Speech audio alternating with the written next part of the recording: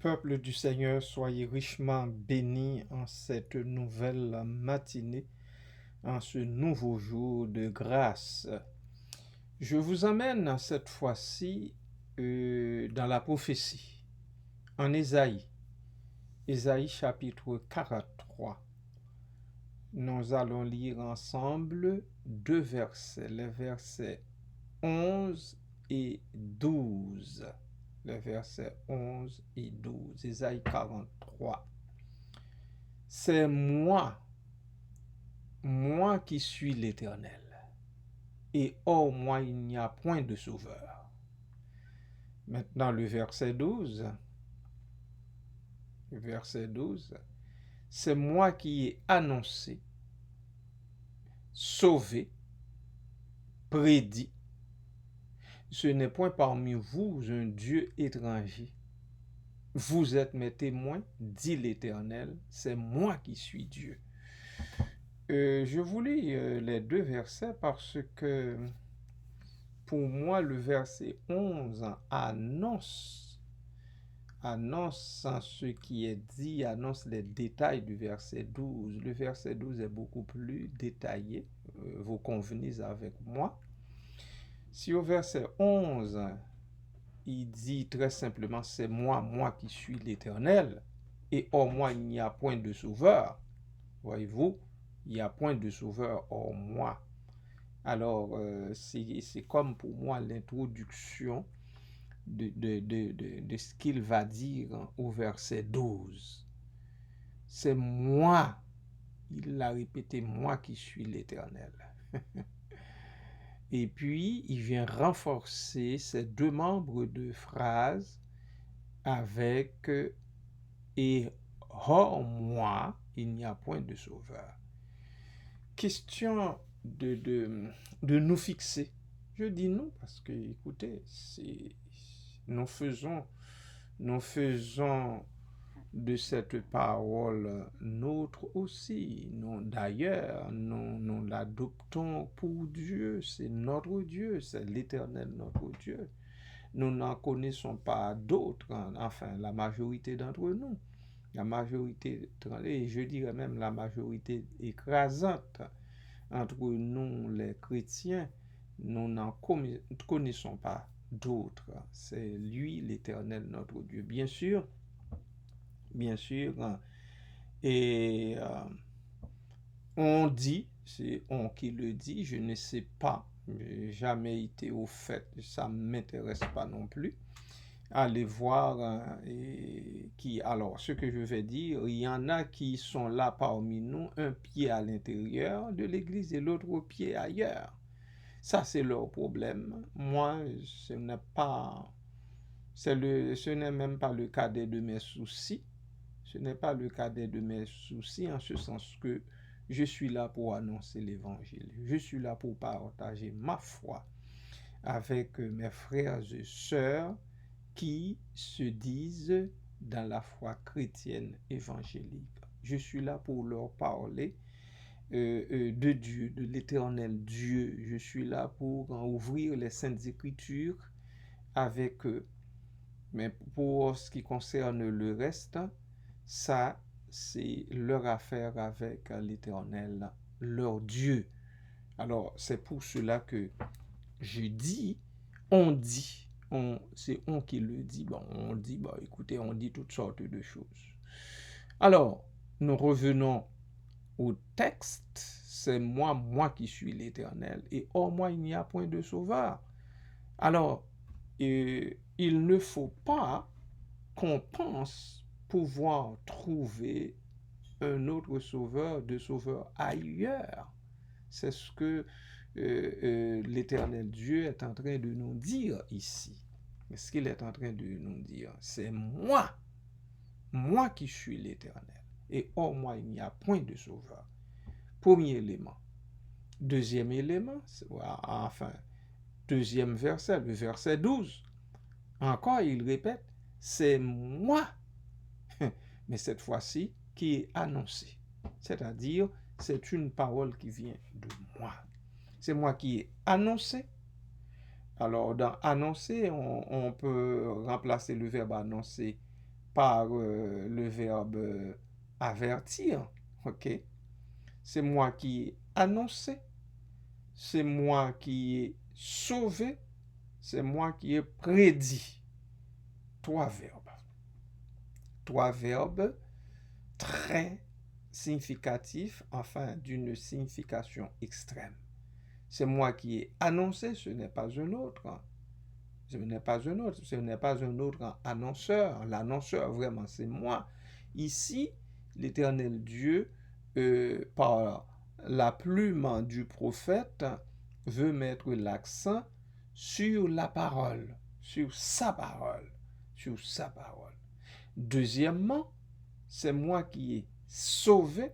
C'est seulement lui qui a la capacité de sauver, puisque il n'y a point d'autre sauveur. Et puis, le troisième verbe, c'est moi qui ai prédit. C'est moi qui ai prédit.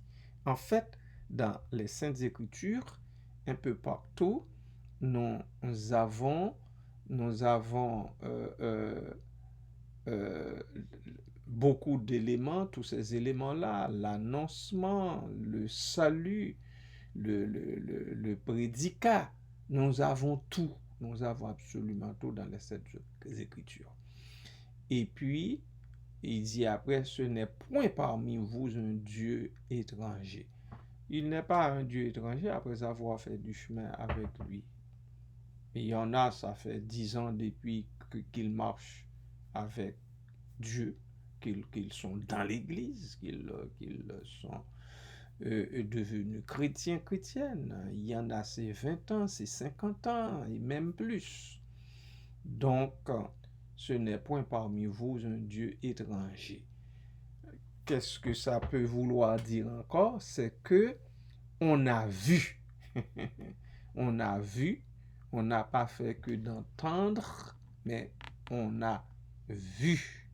On a vu, après avoir entendu, on a cheminé avec, on a observé, on a vu des miracles, on a vu des prodiges, on a vu beaucoup de choses, on a vu des délivrances, beaucoup de délivrances. Ce n'est point parmi vous un Dieu étranger, non, il n'est pas étranger à nous.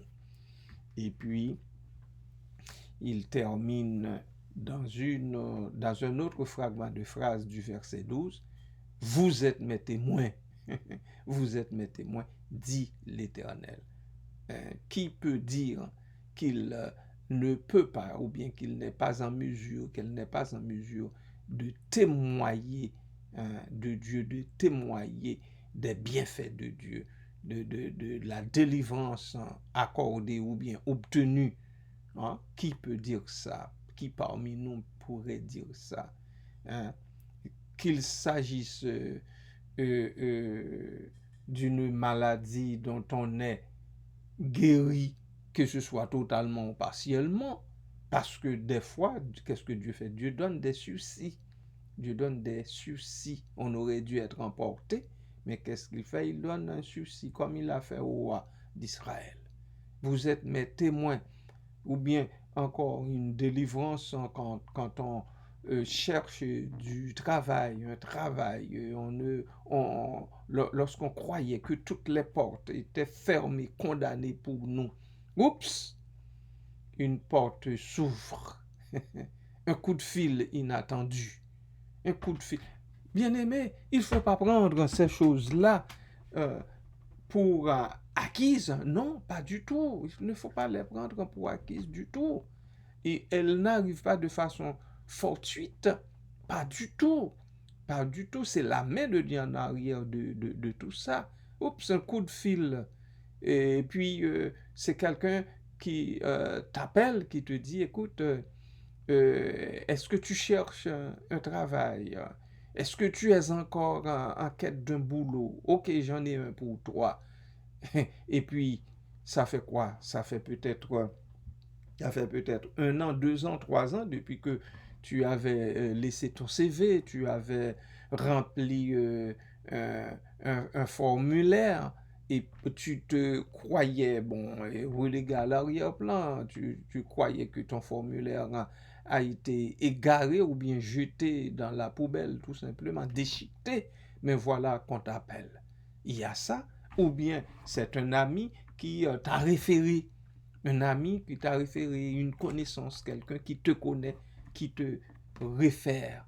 Bien aimé, vous savez, il y a des gens, moi j'ai une sœur en tête bien connue, c'est pas une sœur de l'église de Smyrna par exemple, c'est dans une autre église où je militais avant.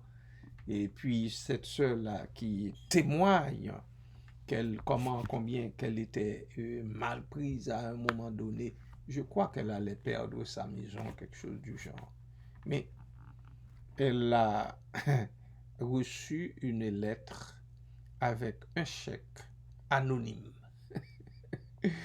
La grâce de Dieu, avec un chèque anonyme qui lui a permis de liquider la dette ou bien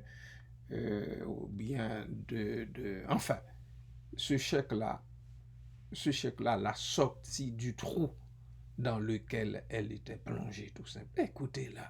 Écoutez, grâce de Dieu, et jusqu'ici, elle ne sait pas qui. Est-ce un blanc, est-ce un noir, est-ce un jaune, est-ce un ci, est-ce un ça, lui a envoyé ce chèque. Un chèque avec un montant, je ne me rappelle pas le montant, mais avec un montant assez significatif, pour ne pas dire très significatif, qu'il a sorti du pétrin. Voyez-vous, grâce de Dieu, grâce de Dieu. L'apôtre Jacques dit, on est en Jacques chapitre 1 verset 16, 17, il dit que toute grâce excellente, tout don parfait viennent d'en haut du Père des Lumières, ça vient de Dieu. Je ne peux pas, moi, me permettre à les prendre comme allant d'elles-mêmes, ces grâces-là, comme si de rien n'était, pas du tout. Et je pense que vous aussi, je vous invite encore une fois à vous reporter un petit peu plus en arrière pour voir, aller dans vos études, comment vous avez pu réussir les cours qui au départ vous paraissaient tellement difficiles, qui se dressaient même devant vous comme un mur infranchissable. Et voilà, quand même, vous avez pu réussir vos cours, la main levée, grâce de Dieu, mes amis, grâce de Dieu. Grâce de Dieu, frères et sœurs, il ne faut pas oublier. Il ne faut pas oublier. Il ne faut pas oublier. Et les exemples pourraient se multiplier à n'en plus finir. Mais, je m'arrête ici quand même. Vous allez continuer à réfléchir, à penser et aussi à rendre gloire à Dieu pour ce qu'il a fait pour vous. Pour ce qu'il a fait pour vous. Quand vous deviez voyager, quitter votre pays pour venir dans celui-ci, ou bien dans un autre pays où par sa grâce, vous pouvez vous établir, vous pouvez fonder une famille, avoir des enfants, les élever, etc. Les voir grandir devant vous. Vos enfants ne se sont pas ramassés en prison. Grâce de Dieu. Grâce de Dieu. C'est moi qui ai annoncé. C'est moi qui ai sauvé. C'est moi qui ai prédit. Ce n'est point parmi vous un Dieu étranger.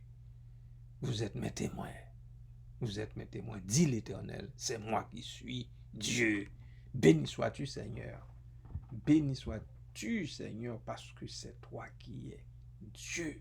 Tu es Dieu et tu es mon Dieu. Tu es notre Dieu. Tu es le Dieu de l'alliance. Tu es le Dieu de la promesse. Tu es le Dieu qui annonce. Tu es le Dieu qui sauve, le Dieu qui prédit, le Dieu qui entoure, le Dieu qui montre la sécurité autour de nous, autour de nos enfants, des membres de nos familles. Tu es le Dieu qui pourvoit jour après jour à nos besoins de toutes les sortes. Tu es le Dieu qui nous touche.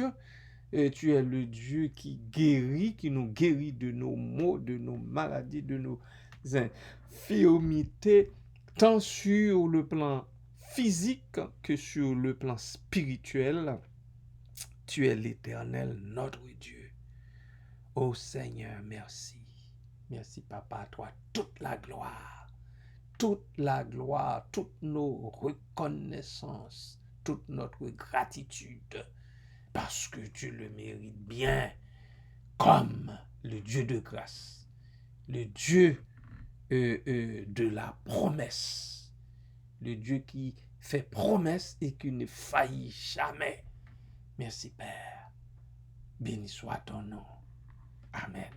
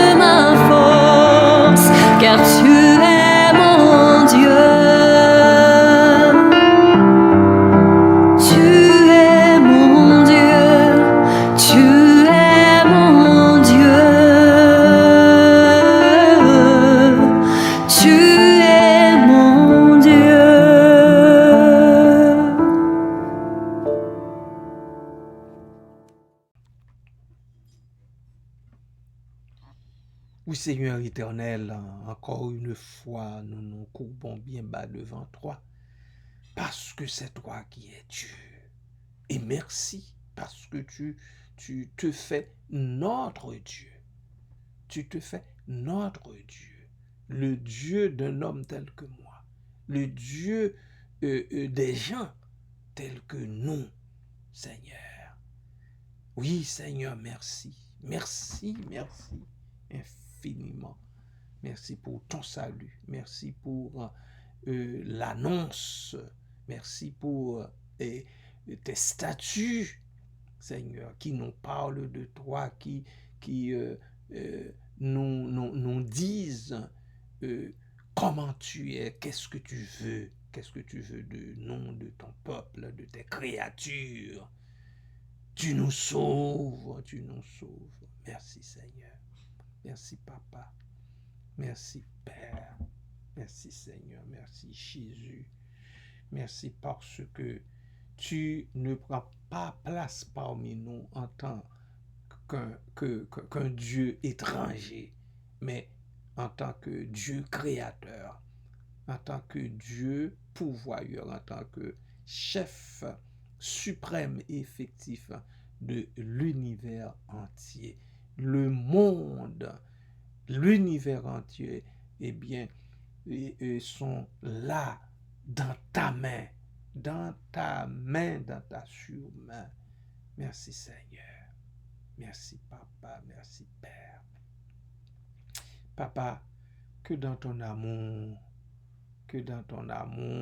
oh Dieu, tu ouvres les yeux de ceux-là qui continuent, même après avoir entendu ta voix, même tout en sachant qu'ils sont sauvés par le sang de Christ, qui continuent à croire de préférence aux hommes, aux femmes, à croire en autre chose plutôt qu'en toi, à espérer que leur délivrance viendrait d'ailleurs que de toi.